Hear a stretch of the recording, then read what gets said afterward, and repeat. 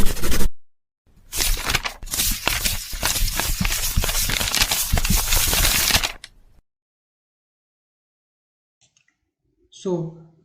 नमस्कार साथियों, कैसे आप सभी। उम्मीद करते हैं आप सभी अच्छे होंगे।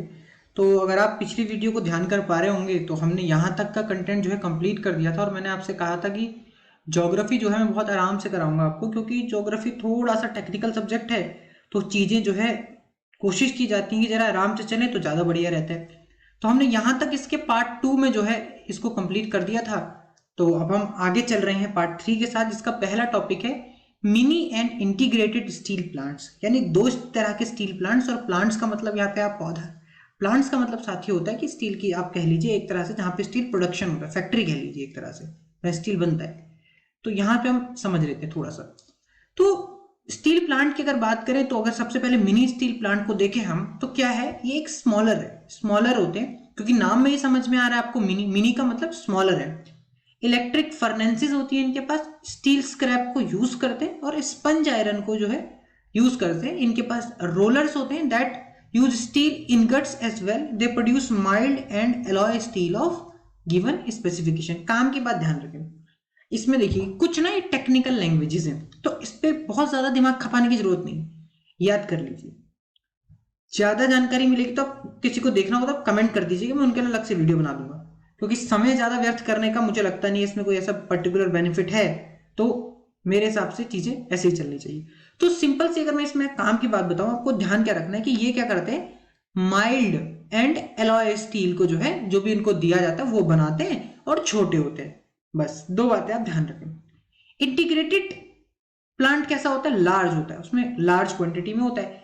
Handles everything in one complex. बड़ी अच्छी बात है कि भाई जो भी है सारी चीजें एक ही जगह पे होंगी, बड़ी फैक्ट्रीज में यही होता है, ठीक है। और रॉ मटेरियल को एक साथ क्या लिखा है, एक ही कॉम्प्लेक्स में सारी चीजें होती है, जहां पे आप रॉ मटेरियल भी लाएंगे, स्टील को बनाएंगे भी, स्टील को रोल भी करेंगे, उसको स्टील को शेप भी देंगे। लेकिन मिनी स्टील प्लांट में ऐसा नहीं होता। वो कौन से प्लांट में होता है, आपका जो इंटीग्रेटेड स्टील प्लांट है उसके अंदर बड़ा होगा, सारी चीजें एक ही कॉम्प्लेक्स में होंगी, रॉ मटेरियल से लेके उसकी शेपिंग देने तक। मिनी स्टील प्लांट छोटा होगा, माइल्ड और एलॉय स्टील बनाएगा जो उन्हें दिया जाएगा। तो ये दो बातें उम्मीद करते हैं आपको समझ में जो है आई होंगी। अब आगे चलते हैं। एल्यूमिनियम स्मेल्टिंग जरूर आपने कहीं ना कहीं 10th में पढ़ा होगा, और बॉक्साइट नाम आपने जरूर सुना होगा। तो शुरू करते हैं। It is the second most important metallurgical industry. Metallurgical मतलब मेटल्स को निकालना, ठीक है। कैसे उसको निकाल के हम प्रॉपर, क्योंकि मेटल्स आप सभी ने जरूर पढ़ा होगा, क्या बोलते हैं साइंस में, कि मेटल्स किस में पाए जाते हैं, ओर की फॉर्म में। और क्या होती है, आप कह लो कि जो रॉ फॉर्म होती है जिससे कोई भी चीज मिलती है, तो जो रॉ फॉर्म होती है उसको आप ओर बोलते हो। तो उस ओर से जो है सारे मेटल जो निकालने का जो ब्रांच होती है उसे मेटलर्जी बोलते हैं। तो ये एक second most important metallurgical industry है इंडिया के अंदर। ये अब एल्यूमिनियम के कुछ फायदे बता रहे हैं, तो एग्जाम में ये क्वेश्चन बन सकता है आपको 2 मार्क्स में या 3 मार्क्स में, कि भाई what are the benefits of aluminium. तो क्या क्या है, ये लाइट होता है, रेजिस्टेंट टू कोरोजन, कोरोजन पढ़ा होगा जरूर आपने, ठीक है। कोरोजन मतलब मेटल का नीचा हो जाना, मेटल्स का कह लो डिके हो जाना, जिसे आप लोहे पे जब होता है तो आप इसे जंग लगना बोल देते हो, है ना। रस्टिंग आपने नाम सुना होगा। तो जो आयरन पे होता है तो उसे रस्टिंग बोलते हैं, बाकी किसी पे होता है तो उसे कोरोजन बोलते हैं। तो कोरोजन क्या है, मेटल का डिके हो जाना। ये इसका डिके नहीं होता एल्यूमिनियम का। ये एक अच्छा कंडक्टर है हीट का भी, और ये गुड कंडक्टर ऑफ हीट है, और क्या है, मेलिएबल है। तो मेरे ख्याल से 10th के बच्चे हैं तो सबको मेलिएबिलिटी तो पता ही होगी, है ना। तो मेलिएबिलिटी क्या होती है, मेलिएबिलिटी आपने जरूर पढ़ा होगा अपनी, जब आपने metal and non metal chapter पढ़ा होगा। तो मेलिएबिलिटी का मतलब होता है कि किसी भी मेटल को क्या करना, उसको शीट्स में जब हम कन्वर्ट करते हैं, तो जो शीट्स में कन्वर्जन है किसी भी मेटल का, उसको हम क्या बोलते हैं, मेलिएबिलिटी। किसी भी जो है किस चीज की, नेचर की, मतलब किसी भी मेटल की। और जब आप इसको किसी और मेटल के साथ मिलाते हैं, यानी इसका एलॉय बनाते हैं, तो क्या बन जाता है, बिकम स्ट्रॉन्ग। तो ये 4-5 बातें जो है आपको एग्जाम में क्वेश्चन देखने को मिल सकता है। What are the benefits of aluminium over other metals. तो बात ध्यान रखनी है आपको, क्या ध्यान रखनी है, कि ये लाइट है, कोरोजन से रेजिस्टेंट है, गुड कंडक्टर है हीट का, मेलिएबल है, और स्ट्रॉन्ग बन जाता है जब हम किसी एक अदर मेटल में इसको मिलाते हैं। उसके बाद it is use to manufacture aircraft, aircraft में यूज होता है, यूटेंसिल्स में यूज होता है, वायर्स बनाने में यूज होता है। एल्यूमिनियम की वायर बनती है, बिल्कुल बर्तन बनते हैं, यूटेंसिल्स और एयरक्राफ्ट में जो है कहीं ये यूज होता है क्योंकि स्ट्रॉन्ग एलॉय है, आपको स्ट्रॉन्ग एलॉय चाहिए। और दूसरी बात है लाइट होता है, लाइट मतलब हल्का, कई लोग लाइट मतलब सोचते हैं कि सफेद, लाइट मतलब हल्का, हल्का होता है। हल्का ही चीजें, आप एयरक्राफ्ट हो उसको भारी चीजें कहो तो दिक्कत हो सकती है। आगे ये नाम ध्यान रखिएगा, bauxite. The raw material used in smelters is very bulky dark reddish coloured rock. Aluminium की जो ओर है ना, ये बॉक्साइट ओर बोलते हैं उसको, एल्यूमिनियम की ओर को, ठीक है। तो वो जो होता है बहुत डार्क रेडिश कलर्ड का रॉक होता है, जो बॉक्साइट होती है, जो स्मेल्टर, स्मेल्टर मतलब पिघलाना, एल्यूमिनियम को पिघलाने का उद्योग है। एल्यूमिनियम आपको जो मिला उसे पिघला के आपने जो है एल्यूमिनियम को जिस फॉर्म में आपको रिक्वायर्ड उसमें बनाया। तो कह रहा है कि बॉक्साइट जो है कैसा होता है, डार्क रेडिश कलर्ड का रॉक होता है। आगे अगर देखें तो regular supply of electricity and an assured source of raw material at minimum cost are the two prime factors for location of industry. ये 2 नंबर में मिल सकता है आपको सवाल। क्या क्वेश्चन बन सकता है यहां से कि what are the 2 prime factors for location of the aluminium smelting industry. तो क्या, एक तो रेगुलर सप्लाई ऑफ इलेक्ट्रिसिटी, क्योंकि आपको पिघलाना है तो आप इतनी एनर्जी लाओगे कहां से, तो इलेक्ट्रिसिटी चाहिए। और दूसरी बात assured source of raw material at minimum cost. Assured मतलब कि ये मिल जाएगा आपको यहां पे, तो ये एश्योर्ड सोर्स है रॉ मटेरियल का एट मिनिमम कॉस्ट, मतलब एक कम से कम कॉस्ट पर आपको एश्योर्ड सोर्स मिल जाएगा रॉ मटेरियल का, ठीक है। तो ये बात आपको जो ध्यान रखनी है। आगे अगर देखिए तो यहाँ पे एक बड़ा प्यारा सा डायग्राम है, मैंने एनसीईआरटी से लिया है। प्रोसेस क्या है, process of manufacturing in aluminium industry. तो ये ना एक रेशियो मैं आपको बता रहा हूँ, ये रेशियो आप एकदम अच्छे से याद रखिएगा कि बॉक्साइट क्या होता है। मैंने आपको बताया व्हाट इज बॉक्साइट। बॉक्साइट क्या है, रॉ मटेरियल, रॉ जो है, या रॉ एल्यूमिनियम में कह देता हूँ इसको, जो बिल्कुल जमीन से आपने खुद के निकाला। रॉ एल्यूमिनियम अगर आप 4 से 6 टन लेते हैं, ये रेशियो ध्यान रखिएगा जरूर। एग्जाम में 2 मार्क्स में क्वेश्चन आपको देख लेना बन सकता है, ये क्वेश्चन आपको एग्जाम में 2 मार्क्स में बन सकता है, 2 मार्क क्वेश्चन ही आएंगे सेकंड टर्म में। तो ये सवाल बन सकता है आपको कि व्हाट आर द कि how much tons bauxite and alumina we required to produce 1 ton of aluminium. तो ये आपको सवाल आ सकता है 2 मार्क्स में। तो 4 to 6 ton of bauxite, bauxite मतलब जो रॉ कच्चा निकाला आपने, उससे क्या बनेगा 2 टन ऑफ एल्यूमिना। एक आपने जरूर सुना होगा, पता नहीं जो साइंस के बच्चे जो साइंस पढ़ते हैं, साइंस का सभी नहीं सुना होगा, Al2O3, ठीक है, Al2O3 को बोलते हैं एल्यूमिना। तो इससे 2 टन बनेगा एल्यूमिना और उससे बनेगा 8 टन एल्यूमिनियम, Al। दोबारा बता देते हैं कि भाई रॉ बॉक्साइट कितना चाहिए, 4 से 6 टन, उससे क्या बनेगा 2 टन एल्यूमिना, और उससे क्या बनेगा 1 टन ऑफ एल्यूमिनियम, या एल्यूमिनियम कह लीजिए, एल्यूमिनियम कह रहा हूँ, एल्यूमिनियम, ठीक। तो यहाँ पे देख लीजिए, क्या पता, वैसे चांस बहुत कम है क्योंकि ये 12th का टॉपिक है। 12th में आपको पढ़ाया जाएगा, जो बच्चे साइंस लेंगे केमिस्ट्री में, आपकी जो फर्स्ट बुक होगी उसका चैप्टर नंबर 6, अगर मैं सही, हमारे टाइम से पर तो यही था, जहां तक अब भी यही है। तो हमारे में चैप्टर 6 था, उसमें अच्छे से प्रोसेस समझाया गया हमें। बाकी मैं आपको फिर भी थोड़ी बहुत जानकारी दे देता हूँ। तो बॉक्साइट क्या होता है, मैंने आपको बताया रॉ मटेरियल होता है, ठीक है। उसको आप क्या लिखते हो, ट्रांसपोर्ट और रेल और शिप से डाल के आप कहाँ क्या करते हो, फैक्ट्री में, एल्यूमिनियम रिफाइनरी में लाए। तो वहां पे क्या किया आपने, बॉक्साइट को क्या किया, क्रश किया एंड एल्यूमिनियम को डिसॉल्व आउट कर दिया। फिर इससे क्या हुआ, bulk are ship to site of smelter, smelter पे ले गए, calcinated petroleum coke from refinery and pitch from the colliery, ये आपने किया। उसके बाद आप कहां ले गए, एल्यूमिनियम स्मेल्टर, एल्यूमिनियम स्मेल्टर, यहां से आपने इलेक्ट्रिसिटी दी। और क्रायोलाइट, अच्छा क्रायोलाइट, एक क्रायोलाइट, ये भी ध्यान रखना शब्द क्रायोलाइट, क्या आपका एग्जाम में पूछ ले, क्या होता है, एक मोल्टन मेटल है जो एक्ट करेगा इलेक्ट्रोलाइट की तरह। इलेक्ट्रोलाइट आपने पढ़े होंगे जरूर, उम्मीद करते हैं। इलेक्ट्रोलाइट, इलेक्ट्रोलाइट मतलब कि जो आपने एक शब्द सुना होगा, कुछ ऐसे मेटल, जो कुछ ऐसे सब्सटेंस होते हैं जिन्हें पानी में डालो तो क्या हो जाते हैं, डिसॉल्व हो जाते हैं और आयंस में टूट जाते हैं। जैसे अगर मैं NaCl की बात करूं, तो जो NaCl जब पानी में जाएगा क्या टूटेगा, Na+Cl-। तो इनको क्या बोलते हैं हम, इलेक्ट्रोलाइट। तो ऐसे क्या होगा कि ऐसी चीजें, ऐसा मेटल डाला जाता है जो एज ए इलेक्ट्रोलाइट वर्क करता है, और जिससे हम क्या कर पाते हैं, फिर एल्यूमिना को अलग कर पाते हैं, ठीक है। तो ये साइट ले जाया जाता है स्मेल्टर पे, जो बॉक्साइट है। फिर calcinated petroleum coke from a refinery, petroleum coke, और पिच फ्रॉम अ कोयलरी, तो ये हम करते हैं। अब आगे देखते हैं, इस पे बहुत ज्यादा ध्यान आपको देने की जरूरत नहीं, ये कभी एग्जाम में पूछा नहीं इन्होंने। केमिकल इंडस्ट्री पे आ जाइए, थोड़ा सा है बिल्कुल। Chemical industry in India is the fast growing and diversifying, मतलब कि बहुत ज्यादा ग्रो हो रही है और डाइवर्सिफाइड है। डाइवर्सिफाइड मतलब बहुत तरह के केमिकल्स हम प्रोड्यूस कर पा रहे हैं। It compress both large and small scale manufacturing industry, इसमें दोनों तरह की इंडस्ट्रीज है। अब यहाँ पे जरा एक कुछ फैक्ट के क्वेश्चंस हैं जो ध्यान रखिएगा। अगर आपसे कोई पूछे इनऑर्गेनिक मतलब क्या होता है कि जो केमिकली है, इंक्लूड्स सल्फ्यूरिक एसिड। अगर आपको अगर आपसे ये एग्जाम में पूछें कि इनऑर्गेनिक केमिकल का एग्जांपल, तो सल्फ्यूरिक एसिड, ठीक है, ध्यान रखना है। अब उसके बाद देखो आगे क्या है। अब अच्छा, एक और बड़ा तगड़ा इन्होंने कंसेप्ट पूछ रहे हैं, मैं इसको भी जो है ध्यान रखता हूँ बताने के लिए।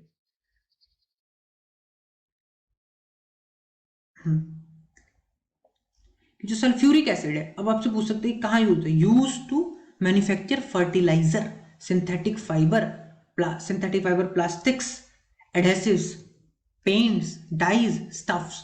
ये ध्यान रखना, ये बड़ी काम की चीज है। तो इसको अगर हम ऐसे कहीं पे लिख भी लेना कि सल्फ्यूरिक एसिड कहाँ कहाँ यूज होता है, तो ये आपसे पूछ सकते हैं 2 नंबर में। अब आप बोलोगे अब यहाँ आ गया, कुछ याद ही नहीं आ रहा। ये एनसीईआरटी है, मैंने आपको क्या कहा है, इसलिए मैंने पहली क्लास में कहा था कि ज्योग्राफी की लाइन बाय लाइन एनसीईआरटी पढ़नी है, एक भी लाइन मिस नहीं करनी है एनसीईआरटी की, क्योंकि यहां से एनसीईआरटी से सवाल उठते हैं। तो अब यहां पे आ गया, अब आपको पूछ लेते एग्जाम में, right down the uses of sulphuric acid. अब आप कंफ्यूज हो रहे हो कि यार H2SO4 ही पढ़ा है, समझ में नहीं आ रहा क्या करूं। तो ये पढ़ना है आपको। तो क्या क्या, फर्टिलाइजर का यूज, सिंथेटिक फाइबर का यूज, प्लास्टिक्स का यूज, एडहेसिव्स का यूज, और पेंट्स का और डाइस का। तो ये आप यूज कर लीजिए, ठीक है।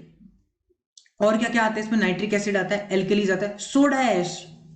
फिर देख लीजिए, फिर सोडा ऐश का यूज आपसे पूछा जा सकता है। यूज टू मेक ग्लास, ये पूछा भी था शायद एक बार कि ग्लास को यूज करने में soda ash, soaps, detergents and paper and caustic soda.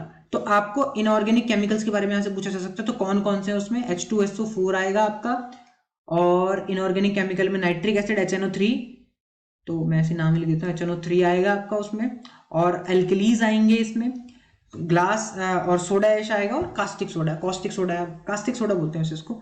तो ये सारी चीजें जो है आपकी इनऑर्गेनिक केमिकल्स के अंदर इंक्लूड होती हैं, जिसमें आपको 2 बातें बहुत ध्यान से याद रखनी है कि जो हमारा सल्फ्यूरिक एसिड है उसके अंदर क्या यूज होता है, ये आपको ध्यान रखना है। फिर उसके बाद अगर आप ऑर्गेनिक केमिकल्स आ जाओ, तो ऑर्गेनिक केमिकल्स में क्या क्या आते हैं, पेट्रोकेमिकल्स आते हैं, जो किस लिए यूज होते हैं, सिंथेटिक फाइबर को बनाने में, सिंथेटिक रबर को बनाने में, प्लास्टिक को बनाने में, डाई स्टफ को बनाने में, और ड्रग्स को बनाने में, फार्मास्यूटिकल्स को बनाने में, जो आप यूज करते हैं। ऑर्गेनिक नाम से समझ में आ रहा है। तो अभी ध्यान रखना, अब यहाँ पे फिर वही सवाल कि पेट्रोकेमिकल्स का यूज पूछ लिया, क्या क्या होते हैं, क्या क्या यूज है भाई, सिंथेटिक फाइबर बनाने के लिए है, सिंथेटिक रबड़ बनाने के लिए है, प्लास्टिक्स बनाने के लिए है, डाई स्टफ बनाने के लिए है, ड्रग्स बनाने के लिए, और फार्मास्यूटिकल बनाने के लिए।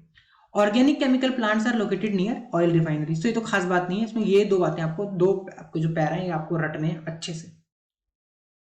आगे, fertiliser industries, it is centred around the production of nitrogenous fertilisers, जो कि यूरिया। फर्टिलाइजर आपको जनरली जो किसान जो है खेत में डालते हैं, phosphatic fertiliser and ammonium phosphate, DAP। अभी DAP का फुल फॉर्म पूछ सकते हैं यार आपसे, ठीक है, तो ये ध्यान से इसे कर लेना, ठीक है। तो ये आपको बिल्कुल अच्छे से पढ़ के जाना है। एंड कॉम्प्लेक्स फर्टिलाइजर, अब जैसे 2 चीजें हो जाए, एक तो NPK पूछ सकते हैं आपसे। NPK क्या है, नाइट्रोजन, फॉस्फेट एंड पोटाश, जो आपने पढ़ा होगा अपनी केमिस्ट्री में। तो ये आपसे पूछ सकते हैं NPK, और डाइएसिटाइड फॉस्फेट बोलते हैं शायद इसको, है ना। तो ये आपको नाम याद रखना है कि अमोनियम फॉस्फेट, तो ये DAP भी बोलते हैं इसको। तो ये 2 चीजें आपसे पूछ सकते हैं, DAP। तो ये 2 बातें आपको ध्यान रखनी है, ठीक। NPK पूछ सकते हैं, DAP पूछ सकते हैं। आगे, potash is entirely imported as the country does not have any reserves of commercial usable potash और potassium compounds in any form.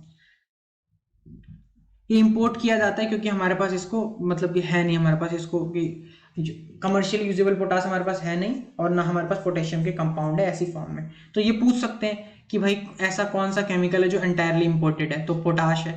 तो क्या है, एंटायरली इंपोर्टेड, अगर हम बात करें एंटायरली इंपोर्टेड, तो कौन सा है वो, पोटाश है, एंटायरली इंपोर्टेड है जो पोटाश है। तो ये बात आपको ध्यान रखनी है। कुछ कुछ चीजें आपसे पूछ सकते हैं, तो वो आप अच्छे से करके रखिए, ठीक है। तो इसमें क्या ध्यान रखना है, DAP क्या है, NPK क्या है, और पोटाश आपको समझना है।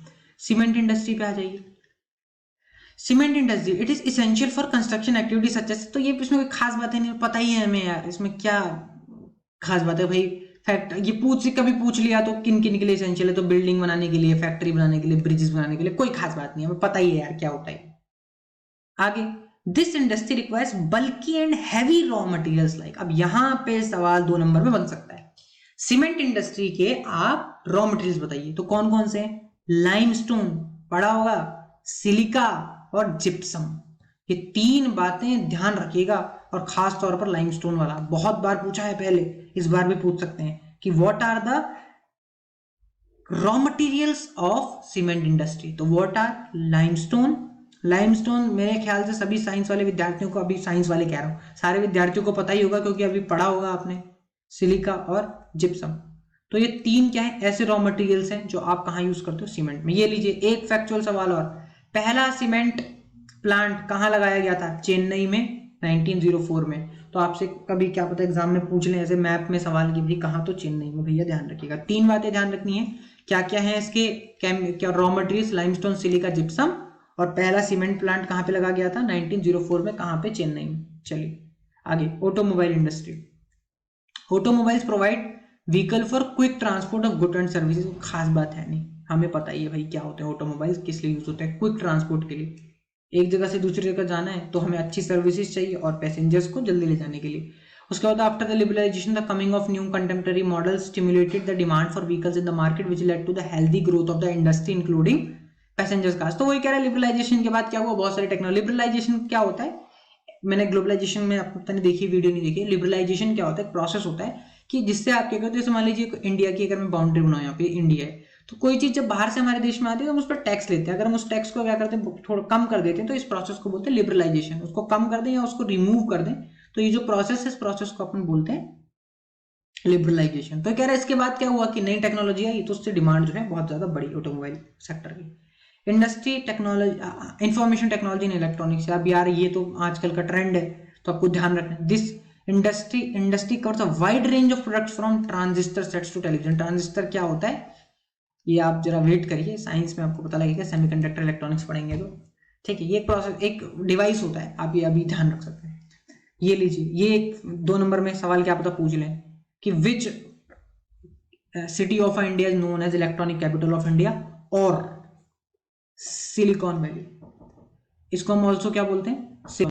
और सिलिकॉन वैली ऑफ इंडिया। तो ये भी आपसे 2 क्वेश्चन पूछे जा सकते हैं। सिलिकॉन वैली ऑफ इंडिया भाई किसको कहा जाता है? तो ये ध्यान रखिएगा, किसको कहा जाता है? बेंगलुरु को। और ऑल्सो बोला जाता है इलेक्ट्रॉनिक कैपिटल।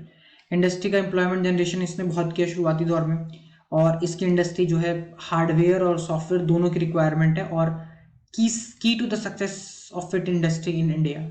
ठीक है, जो इंडिया ने हार्डवेयर और सॉफ्टवेयर खूब सारे बनाए, वो इसका सक्सेस का पथ है। अब आ जाइए कुछ पॉल्यूशंस जो होते हैं, और सिंपली एयर पॉल्यूशन है। तो बेसिकली आपको पता ही एयर पॉल्यूशन क्या होता है भैया, जब एयर में क्या हो जाए, कॉन्टामिनेटेड पार्टिकल्स आ जाए, यानी ऐसे पार्टिकल्स आते हैं जो एयर को खराब करे, तो एयर पॉल्यूशन होता है। किससे होता है? Presence of high proportion of undesirable gases such as sulphur dioxide and carbon monoxide. Sulphur dioxide SO2, carbon monoxide CO बोलते हैं। तो इन 2 की प्रेजेंस ध्यान रखिएगा। ये गैसेस के नाम जरूर ध्यान रखिएगा, आपको बहुत ज्यादा कंफ्यूज, कहीं 2 नंबर में पूछ लिया, write down the gases which are cause of air pollution, तो SO2 and CO। Airborne particulate matter contain both solid and liquid particles like dust, sprays, mist and smoke. तो ये आप ध्यान रखिएगा, धुआं और जो क्या बोलते हैं डस्ट है, धूल है, उससे भी एयर पार्टिकुलेट मैटर्स जो होते हैं वो दोनों उसमें आते हैं। लाइक डस्ट जो है वो पार्टिकुलेट मैटर है जिसके अंदर सॉलिड और लिक्विड दोनों होते हैं। Smoke is emitted by chemical and paper factories. अब ये ध्यान रखिए, अब ये एग्जाम में पूछ लेंगे, ये काम की बात है भैया। स्मोक जो है वो कहां से निकलता है? तो केमिकल एंड पेपर फैक्ट्रीज, ये बात पहली बात ध्यान रखिए। ब्रिक किल्स मतलब कि ईंट की भट्टी, रिफाइनरीज जो होती हैं, और स्मेल्टिंग प्लांट्स जो होते हैं, और बर्निंग ऑफ फॉसिल, यानी कि जो जीवाश्म ईंधन है या जो कोयला आप जलाते हो उससे। स्मेल्टिंग प्लांट्स यानी कि जहाँ पे क्या होता है, किसी चीज को पिघलाया जाता है, रिफाइनरी जहाँ पे किसी चीज को रिफाइन किया जाता है, मीट की भट्टी और केमिकल फैक्ट्रीज से। तो ये आप जरूर ध्यान रखिएगा, आप ये आपसे 2 नंबर में पूछा जा सकता है। उसके बाद एयर पोल्यूशन बहुत इफेक्ट करता है ह्यूमन हेल्थ पे, हमें पता ही है। फिर उसके बाद आता है वाटर पॉल्यूशन पे। वाटर पॉल्यूशन होता क्या आपको बताइए कि जब रिवर्स में डाल देते हैं। The main culprit in this regard are paper, pulp, chemical, textile, dyeing, petroleum refineries, tanneries, and electroplating industries that let out dyes, detergent, acid, salt, and heavy metals like lead with mercury, pesticides, fertilizers, synthetic chemicals with carbon, plastics, rubber, etc. अब ये ध्यान रखिएगा, इसमें क्या क्या आता है? Paper, pulp, चीजें खराब, केमिकल, टेक्सटाइल, जो कपड़ा से जो केमिकल्स निकलते हैं, आपने देखा होगा, डाइंग जो जिससे कलर करते हैं, वो पानी ऐसी बहा देते, पेट्रोलियम रिफाइनरी अपना जो वेस्ट बहाती है, टैनरीज मतलब लेदर शायद काम होता है, टैनरीज उसे बोलते हैं, एंड इलेक्ट्रोप्लेटिंग इंडस्ट्री जो एक से दूसरी पे परत चढ़ाते हैं किसी मेटल की, ठीक है। तो ये सारे जो है मेन गेम है, जो क्या करते हैं अपने डाई डिटर्जेंट को ऐसी बहा देते हैं, ठीक है, जिसके अंदर बहुत खतरनाक केमिकल होते हैं, लाइक लेड, मरकरी, पेस्टिसाइड्स होते हैं, फर्टिलाइजर, सिंथेटिक केमिकल्स होते हैं। तो इनसे क्या होता है, ये चीजें खराब होती हैं। ये major solid waste in India कौन कौन से हैं? फ्लाई ऐश यानी कि जो राख है, phosphogypsum and iron and steel slags. Slags का मतलब होता है साथियों इम्प्योरिटी, किसी भी तरह की जो इम्प्योरिटी होती है उसे स्लैग बोलते हैं। तो वो कह रहा है कि जो आयरन से इम्प्योरिटी है उसको जो बहा देते हैं उससे वो मेजर सॉलिड वेस्ट है। तो 3-4 बातें ध्यान रखनी है। एक तो उसमें मेल कल्प्रेट कौन कौन से हैं? Paper, pulp, chemical, textile, dyeing, petroleum refineries, tanneries और इलेक्ट्रोप्लेटिंग इंडस्ट्रीज। और मेजर सॉलिड वेस्ट कौन कौन से? Fly ash, phosphogypsum, iron and steel slags. तो ये आपसे पूछा जा सकता है एग्जाम में। थर्मल पॉल्यूशन, थर्मल पॉल्यूशन होता है, देखो थर्म का मतलब ही होता है हीट, थर्म का मतलब है हीट, ठीक है। तो वो क्या होता है, जब क्या होता है बहुत गर्म पानी को क्या करते हैं फैक्ट्रीज से और थर्मल प्लांट से अगर आप क्या करते हो पानी में फेंक देते हो तो उससे क्या होता है थर्मल पॉल्यूशन होता है, क्योंकि उससे नुकसान हो सकता है। और जो न्यूक्लियर पावर प्लांट से जो चीजें आप ऐसे बहा देते हो उससे कैंसर्स हो सकते हैं, बर्थ डिफेक्ट हो सकते हैं, मिस कैरेजेस हो सकते हैं, ठीक है। तो ये सारी चीजें आप खराब कर सकते हो बहुत ज्यादा। तो ध्यान रखिए थर्मल पॉल्यूशन मतलब क्या कब होता है, या पे ये क्वेश्चन पूछ लेंगे आपसे, और या ये भी पूछ सकते हैं कि क्या क्या नुकसान करता है। तो ये आपको ध्यान रखना है। क्या भाई, जब गर्म पानी को आप बिना ठंडा करे उसे भेज दोगे तो क्या होगा, एयर का वाटर का टेम्परेचर बढ़ जाएगा, टेम्परेचर बढ़ जाएगा तो जो उसके ऑर्गेनिज्म से वो झेल नहीं पाएंगे, तो ये दिक्कत होगी। और इसका वेस्ट जो है क्या करता है, डिफेक्ट और मिसकैरेजेस एंड कैंसर जो है कॉज करता है। नॉइज पॉल्यूशन आप सभी को पता होगा उम्मीद। तो मतलब कि नॉइज पॉल्यूशन जो है बड़ा दिक्कत करता है। कहाँ कहाँ पे नॉइज पॉल्यूशन पता ही होगा, जब शोर ज्यादा होने लग जाए तो इरिटेशन होने लग जाती है, चिड़न, गुस्सा। ये क्योंकि क्या है, ये दोनों कहाँ से रिलेटेड है, ये दोनों रिलेटेड है माइंड से, ठीक है।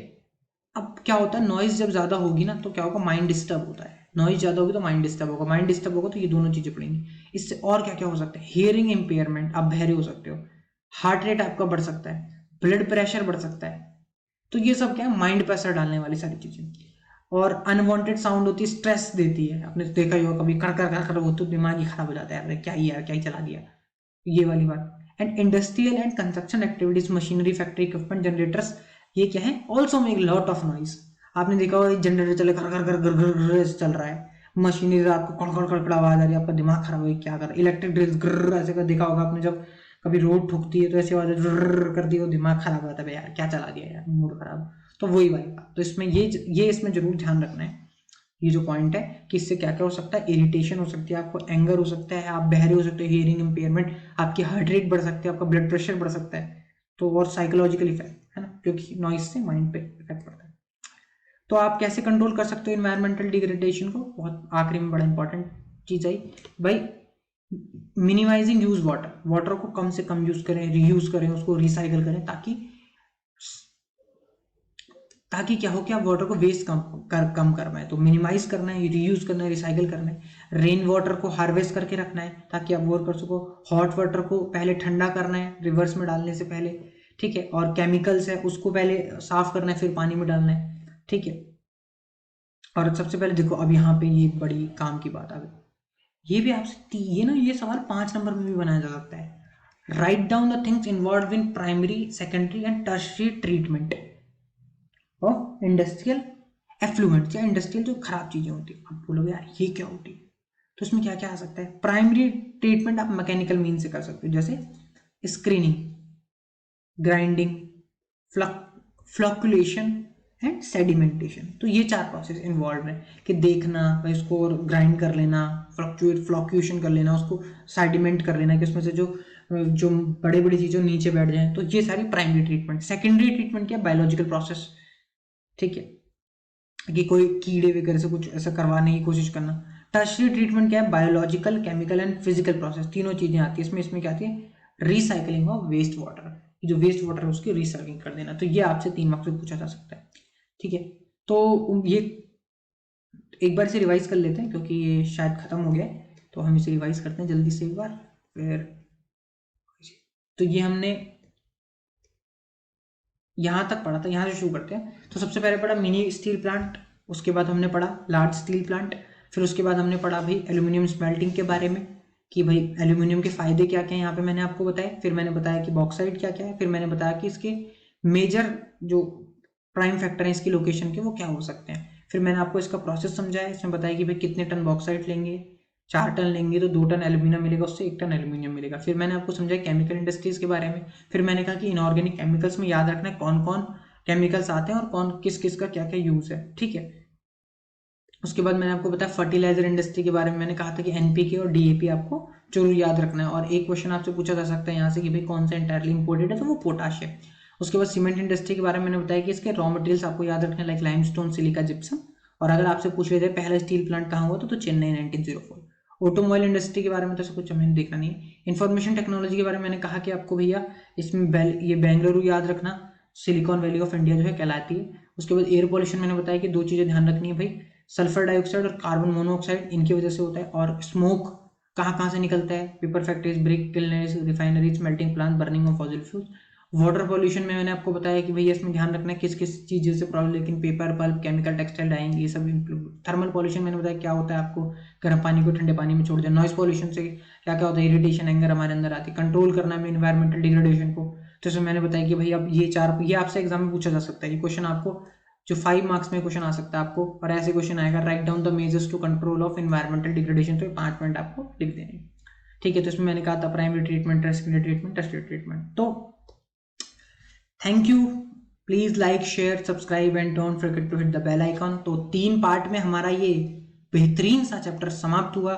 इसके लिए मैं सलाह दूंगा वीडियो को 2-3 बार देखें, और आपके लिए बहुत ही प्यारे नोट्स हमने अपनी तरफ से, आपको कुछ भी नोट्स बनाने की जरूरत नहीं है। मैं वीडियो को 3 पार्ट एंड ही कर रहा था। इसके नोट्स आपको जो है हमारा जो टेलीग्राम चैनल है, अगर आप वहां पे जाएंगे तो टेलीग्राम चैनल पर जो है मैंने अपलोड कर दिए हैं।